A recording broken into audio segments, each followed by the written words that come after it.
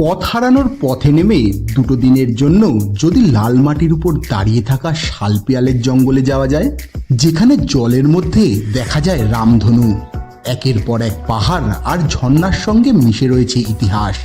পর্যটকদের কাছে একেবারে আনকোড়া জায়গা কেওনঝড়।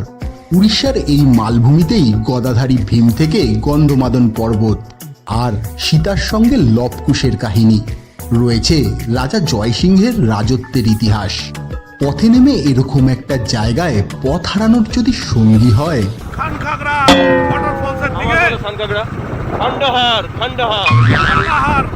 বুঝতেই পারছেন তো এটাই গোপালদা। না না না, রাজা কৃষ্ণচন্দ্রের গোপাল নয়, আমার অফিস কলিগ। তার সঙ্গী দুটো বাইক আর সব দাঁড়িয়ে আছে। এই যে মিঠুদা, এই যে ভোলাদা। ভোলাদা আবার নিজের সেলফি তুলতে খুব পছন্দ করে। এটা হচ্ছে বাপ্পা আর হচ্ছে বুঝতেই পারছেন সফরটা কতটা ইন্টারেস্টিং হতে চলেছে। আমার যাওয়ার খুব ইচ্ছে থাকলেও শেষ মুহূর্তে সেটা আর হয়ে ওঠেনি। তবে জায়গাটা আর সফরের বৃত্তান্ত আমার বেশ লেগেছে, তাই আজ সেই কাহিনী আপনাদের জন্য। তো